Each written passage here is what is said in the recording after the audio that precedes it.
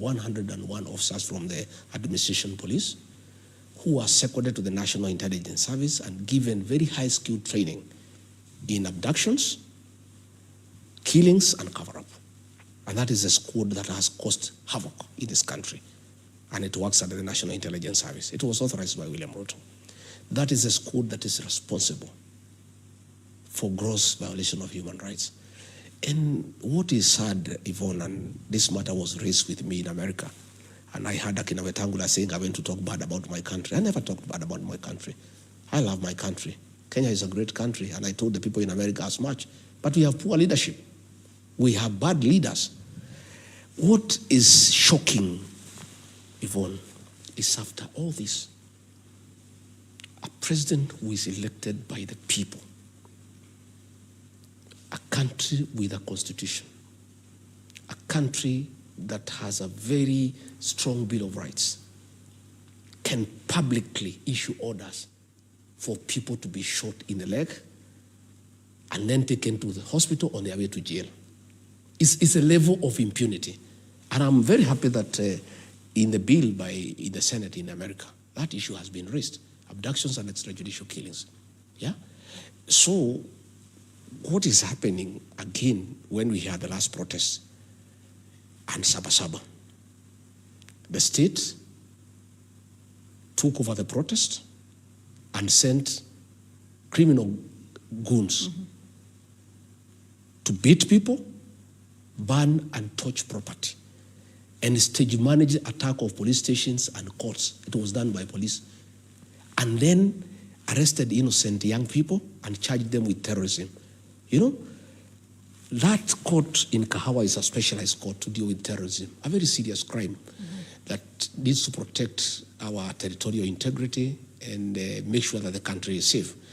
But to make sure that these young people are intimidated and they have no voice and they will never again hold the government to account, they are charged with the terrorism. So as we speak, we are at the lowest in terms of violation of human rights. And that's where the Americans are having a great problem with us.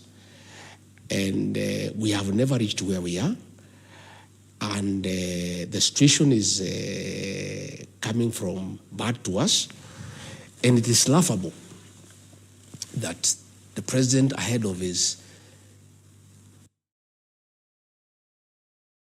address to the United Nations, he's going there to the United Nations General Assembly. He is trying to appease the international community because there is a lot of concern about extrajudicial killings and abductions. He is trying to hoodwink the international community by ordering Professor Makau Mutua to set up a team to compensate victims of extrajudicial killings and abductions. That team has been formally constituted today. Yeah. What do you think of the role of that, compensating victims of protests and dating as far back? I think it is good. I think we accept it's good to compensate people. But that should be the tail end. Yeah? We welcome compensation. But let's be decent. Let's not try to hoodwink the international community. Before you compensate victims, you must first accept that there were extrajudicial killings.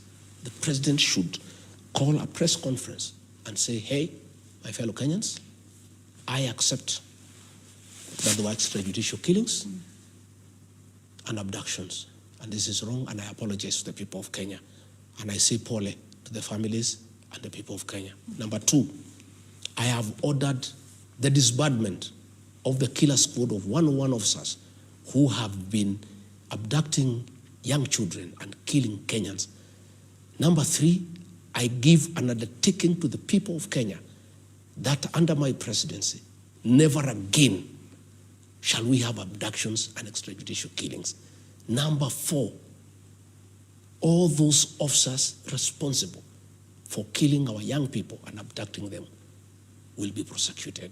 Finally, sad as it is, I accept that parents have suffered and they require some compensation.